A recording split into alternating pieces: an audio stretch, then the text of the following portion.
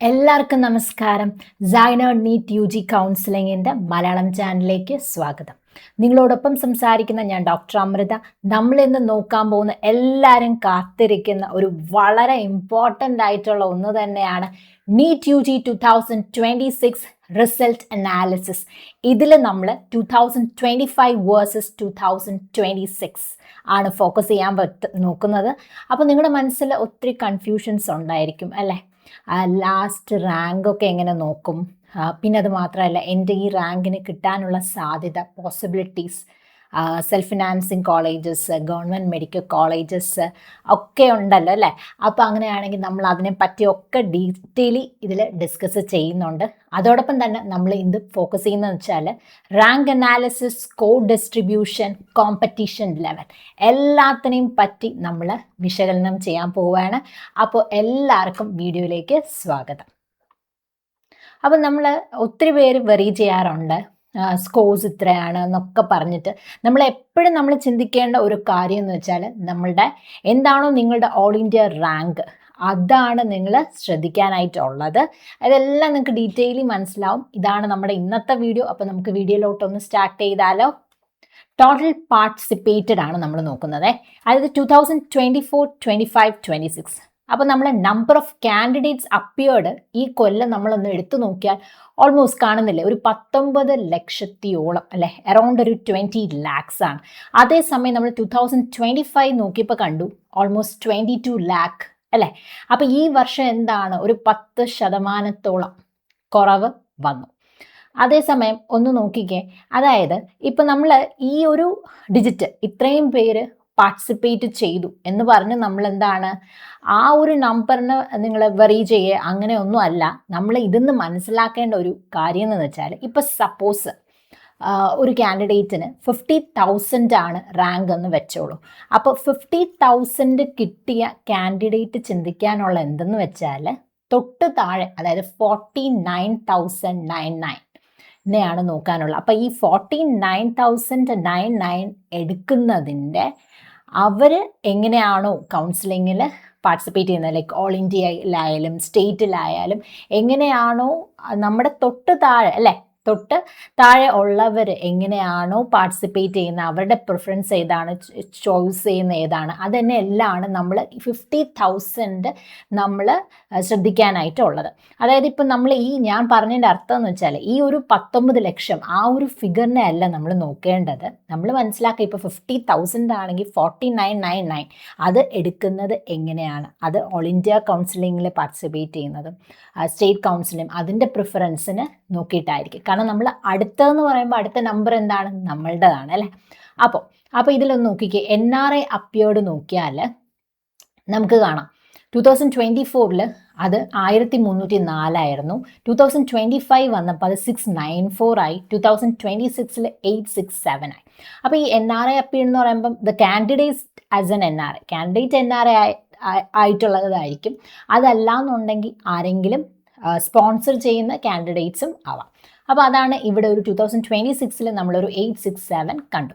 പിന്നെ നോക്കിക്കേ, OCA appeared ആണ് നമ്മൾ നോക്കുന്നത്. OCA അപ്പിയേർഡ് വന്നിട്ട് 2024 736 ആയിരുന്നു.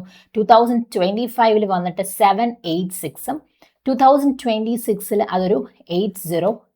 അപ്പം നിങ്ങൾ ഇതൊന്നും വെറി ചെയ്യേണ്ട. നിങ്ങൾ എപ്പോഴും നോക്കാനുള്ള, ഞാൻ നേരത്തെ പറഞ്ഞതുപോലെ, നമ്മുടെ റാങ്ക് എന്താണ്, നമ്മുടെ ഓൾ ഇന്ത്യ റാങ്കിനെയാണ് നമ്മൾ ഫോക്കസ് ചെയ്യാനുള്ളത്. ഇപ്പം നമുക്ക് അവൈലബിൾ ആയിട്ടുള്ള ഓൾ ഇന്ത്യ റാങ്ക് അല്ലേ, ഇപ്പോൾ സ്റ്റേറ്റ് വന്നിട്ടില്ല. അപ്പം നമ്മുടെ ഈ ഓൾ ഇന്ത്യ റാങ്കിനെയാണ് നമ്മൾ ഫോക്കസ് ചെയ്യാനുള്ളത്. ഞാൻ നേരത്തെ പറഞ്ഞതുപോലെ ഇപ്പോൾ ഒരു സപ്പോസ് 30,000 ആണ് നിങ്ങളുടെ റാങ്ക് എന്നുണ്ടെങ്കിൽ 29,000, അതായത് 29,999 എടുക്കുന്നത്, അതിനെയാണ് നമ്മൾ നോക്കാൻ ഉള്ളത്. അതുവരെ ഉള്ള ഇതാണ് അല്ലേ, അതുവരെയാണ് നമ്മുടെ ഇതിൽ നമ്മൾ നോക്കാനുള്ളത്. ഓക്കെ.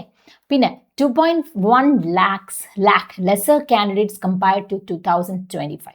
അതാണ് നമ്മൾ പറഞ്ഞത്. 2025 നമ്മളൊരു 22 lakhs കണ്ടു അല്ലേ, പക്ഷെ 2026 അതൊരു 19, ഓൾമോസ്റ്റ് 20 lakh ആയി. അപ്പം നമ്മൾ ആ ഒരു നമ്പറിലല്ല നമ്മൾ നോക്കാനുള്ളത്. നമ്മൾ എപ്പോഴും ഇപ്പോൾ നോക്കാനുള്ളത് എന്താണ്, നമ്മുടെ ഓൾ ഇന്ത്യ റാങ്ക് എന്താണ്, അതിനെ ഡിപ്പെൻഡ് ചെയ്തിട്ടാണ്. പിന്നെ ഡസ് ഇറ്റ് മാറ്റേഴ്സ് നോ, അതാണ് ഞാൻ പറഞ്ഞ ആ നമ്പേഴ്സ് ഒന്നും അല്ല, നമുക്ക് കിട്ടിയ റാങ്ക് എന്താണോ അതിൻ്റെ തൊട്ട് താഴെ ഉള്ളവരെ, കാരണം അവർ കഴിഞ്ഞിട്ടാണ് നമുക്കുള്ള ഓപ്പർച്യൂണിറ്റി വരുന്നത് അല്ലേ. ഇപ്പോൾ ഒരു സപ്പോസ് 50,000 ആണെങ്കിൽ 49,999, അപ്പോൾ ഈ 49,999 എടുത്തതിന് ശേഷമുള്ള ഓപ്പർച്യൂണിറ്റി അല്ലേ നമുക്ക് വരുന്നത് 50ക്ക്. അതുകൊണ്ടാണ് നമ്മൾ ഇങ്ങനെ പറഞ്ഞത് നമ്മുടെ തൊട്ട് താഴെയുള്ള 50 ആണെങ്കിൽ 49,999, അപ്പോൾ അതിനെയാണ് നമ്മൾ അതുവരെയുള്ളതാണ് നമ്മൾ നോക്കാനായിട്ട് ഉള്ളത്. പിന്നെ ഓൺലി യുവർ റാങ്ക് മാറ്റേഴ്സ്, അതാണ് നമ്മൾ പറഞ്ഞത്, നമ്മുടെ റാങ്കിനെയാണ് അത് മാറ്റർ ചെയ്യുന്നത്. പിന്നെ അടുത്ത് നമ്മൾ നോക്കുന്നത് PWD ക്വാളിഫൈഡ് ആണ്. വന്നിട്ട് 2024 നമ്മൾ കണ്ടു 4120യും 2025 നമ്മൾ കണ്ടു അതൊരു 3673 ആയി.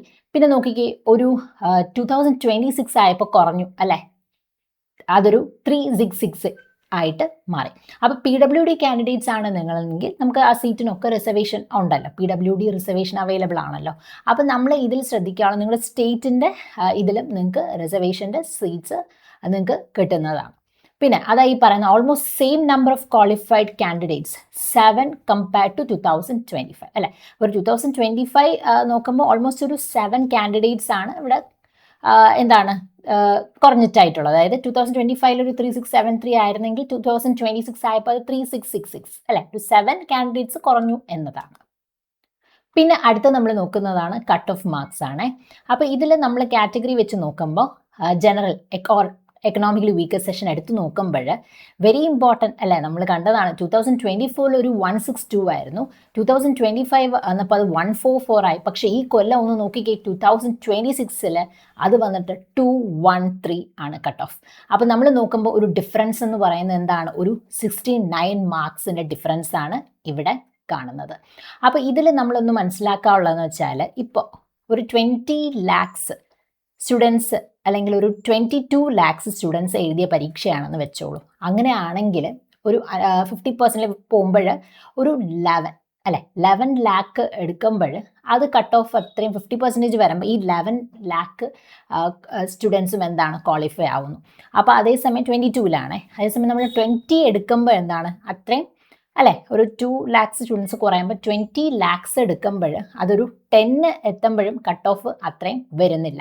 അതായത് ഒരു 10.5, അതായത് ഒരു നേരത്തെ ആയിരുന്നെങ്കിൽ ഒരു 22 ആയിരുന്നെങ്കിൽ ഒരു 11 lakhsന് ക്വാളിഫൈ ആവുമായിരുന്നു. പക്ഷേ അതൊരു 20 ആയപ്പോൾ എന്താണ് 10 lakhും ക്വാളിഫൈ ആവാനുള്ള സാധ്യത പോയിരിക്കുകയാണ്.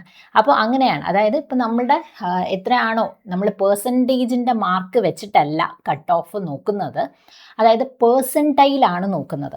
അതായത് നമ്മളിപ്പം 22 lakhs സ്റ്റുഡൻസ് എഴുതിയപ്പോൾ നമുക്ക് കട്ട് ഓഫ് എങ്ങനെയായിരുന്നു, ഒരു 11 lakh, അതായത് 11 lakh ആണെങ്കിൽ എന്താണ് ക്വാളിഫൈ ആവുമായിരുന്നു.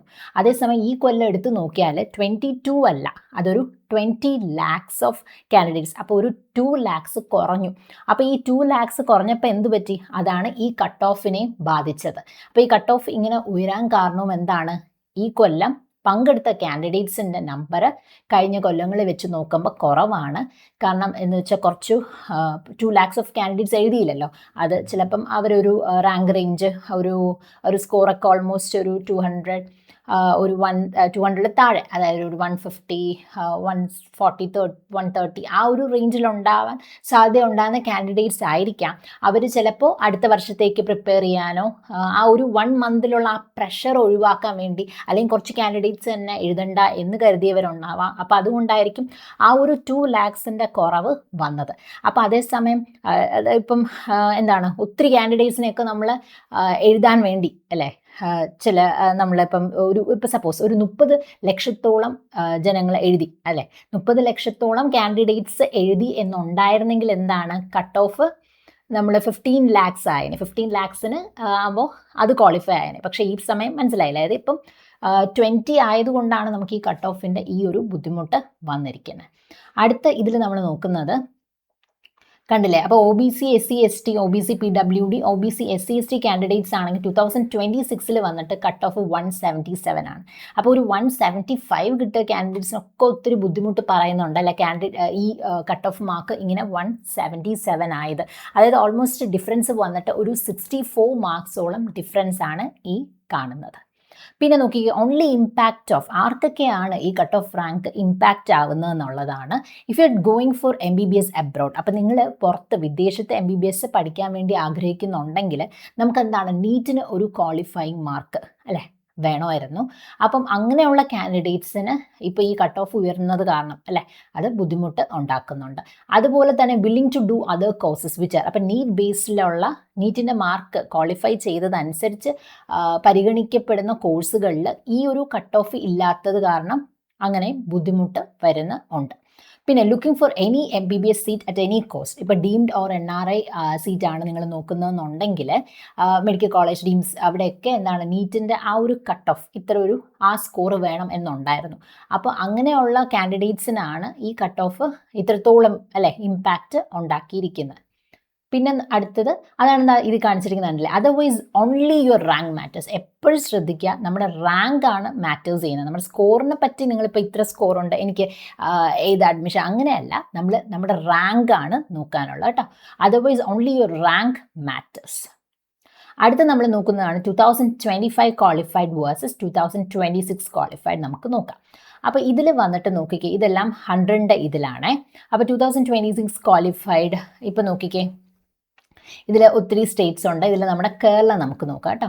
അപ്പോൾ കേരളയിൽ വന്ന് 2025 ക്വാളിഫൈ ആയവരെ ഒന്ന് നോക്കിക്കേ, 5.9%. അതുപോലെ തന്നെ 2026 ആയപ്പോൾ അത് 4.6% ആയി. ഈ കൊല്ലം അത് 4.6% ആയി. അപ്പോൾ ഇത് നമുക്ക് എന്ത് മനസ്സിലാക്കാം, Kerala has lesser number of qualified candidates. അപ്പോൾ ക്വാളിഫൈ ആയ കാൻഡിഡേറ്റ്സ് 2026 നമ്മുടെ കേരളയ്ക്ക് കുറവാണ് എന്ന് നമുക്ക് മനസ്സിലാക്കാം. കാരണം എന്താണ്, 2025 അത് 5.9% ആയിരുന്നു, 2026 വന്നിട്ടത് 4.6%. അതായത് ഡിഫറൻസ് നോക്കുമ്പോൾ 2025 26 നമ്മൾ ഡിഫറൻസ് നോക്കുമ്പോൾ എന്താണ്, 21,546ൻ്റെ ഡിഫറൻസ് ആണ് നമ്മൾ ഈ കാണുന്നത്. അപ്പോൾ ഇതൊന്ന് നോക്കിക്കേ, അതായത് ഈ പറയുന്ന Kerala has a less number of qualified candidates, that's around 21,000 lesser. കഴിഞ്ഞ ഇത് വെച്ച് നോക്കുമ്പോൾ 21,000 പേര് കുറവായിട്ട് കാണുന്നുണ്ട്.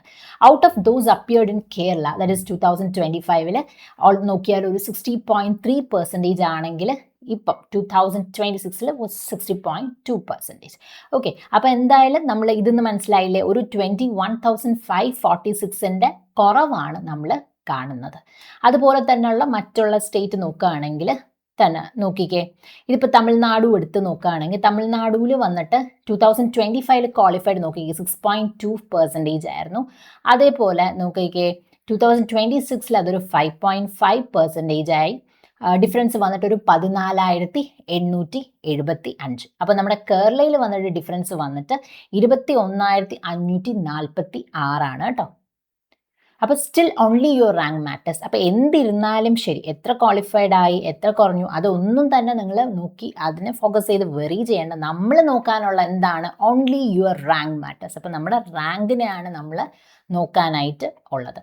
അടുത്ത നമ്മൾ നോക്കുന്നതാണ് the mark versus rank comparison 2025 versus 2026. അതൊന്ന് പെട്ടെന്നൊന്ന് നോക്കാം. അപ്പോൾ നമ്മൾ നോക്കിക്കേ, കഴിഞ്ഞ വർഷം 2025 ഒരു 502 മാർക്ക് കിട്ടിയപ്പോൾ എങ്ങനെയായിരുന്നു, ഒരു 50,000 റേഞ്ച് ആയിരുന്നു അല്ലേ. അതേപോലെ തന്നെ 2024 അത് 628 ആയിരുന്നേ. 628 മാർക്കിന് ഒരു 50,000 പോയി. അതേസമയം നമ്മൾ നോക്കിക്കേ, ഈ കൊല്ലം 2026 535 മാർക്ക് കിട്ടുന്നത് അറൗണ്ട് ഒരു 50,000 റേഞ്ചിലാണ് റാങ്ക് പോയിട്ടുള്ളത്. അതായത് ഈ 2025 26 എടുത്ത് നോക്കിയാൽ അവിടെ ഒരു 33 ഈ മാർക്കിൻ്റെ ആ ഒരു ഡിഫറൻസ് വരുന്നത്. അതുപോലെ തന്നെ നമ്മൾ നോക്കുകയാണെങ്കിൽ അടുത്ത 1,00,000 ഒരു റേഞ്ചിലാണെങ്കിൽ 2025 അത് 464 ആയിരുന്നു.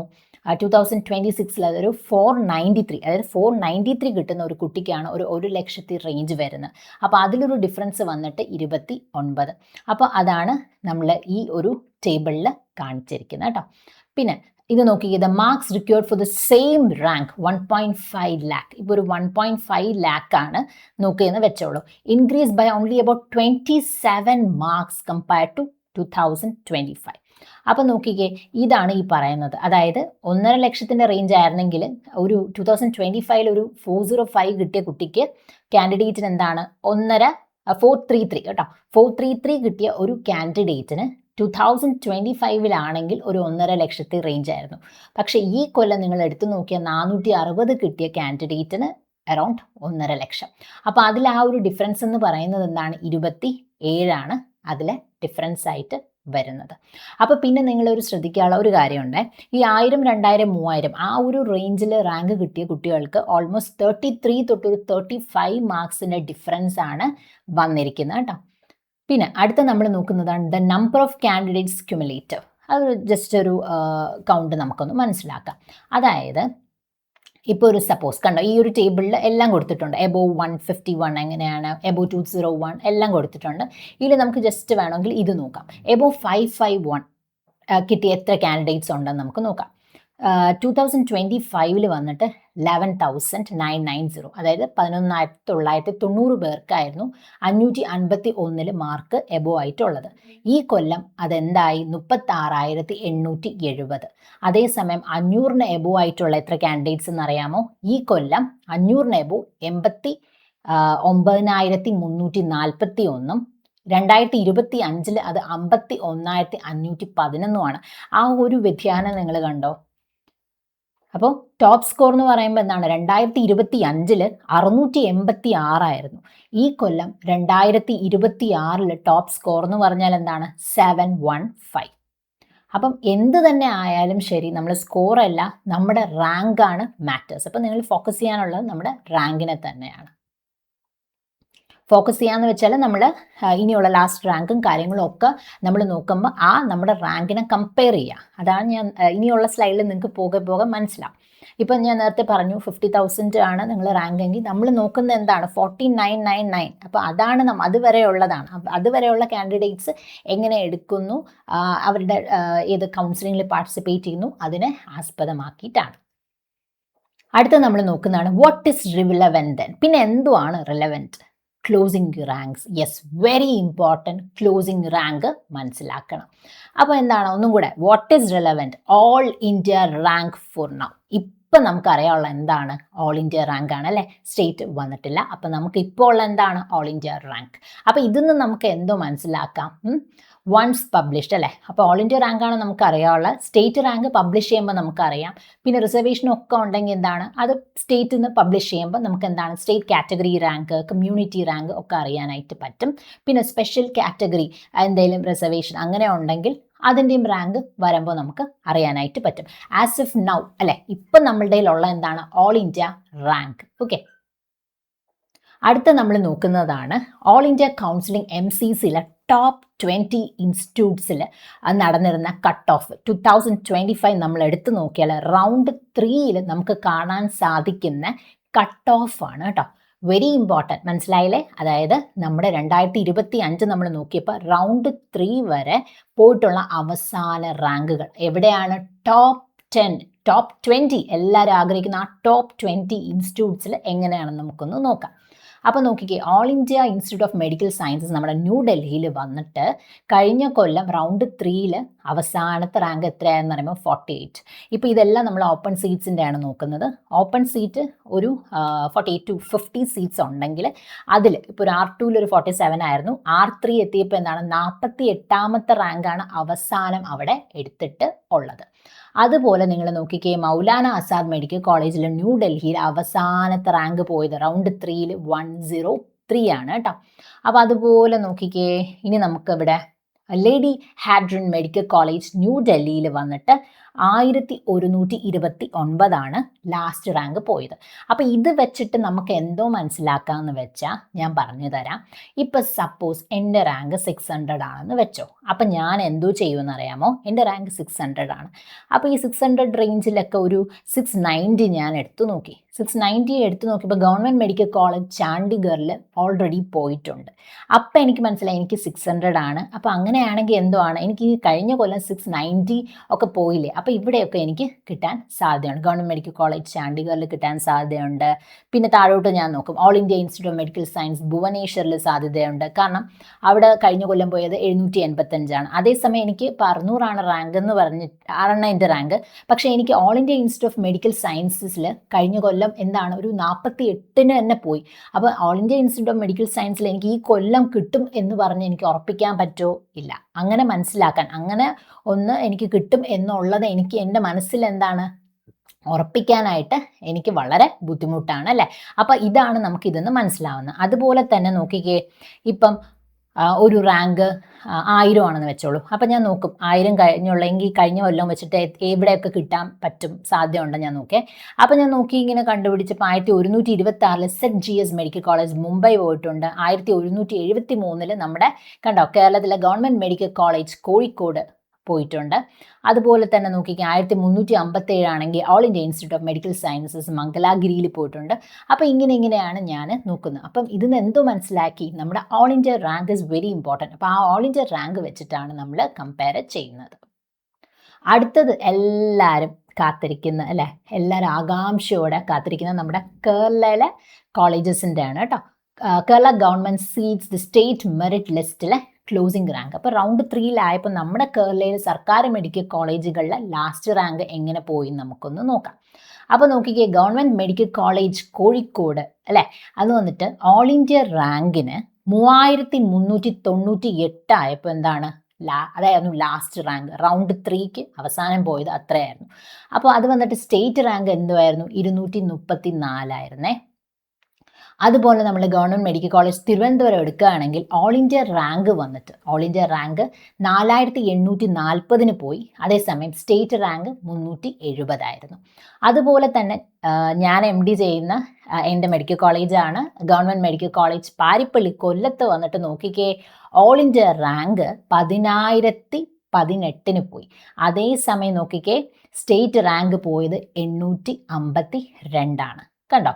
അതുപോലെ തന്നെ നോക്കാം, ഗവൺമെൻറ് മെഡിക്കൽ കോളേജ് എറണാകുളമാണ് നിങ്ങൾ നോക്കുന്നുണ്ടെങ്കിൽ 10555 10555 ആയിരുന്നു ഓൾ ഇന്ത്യ റാങ്ക് അവസാനം റൗണ്ട് 3 പോയത്.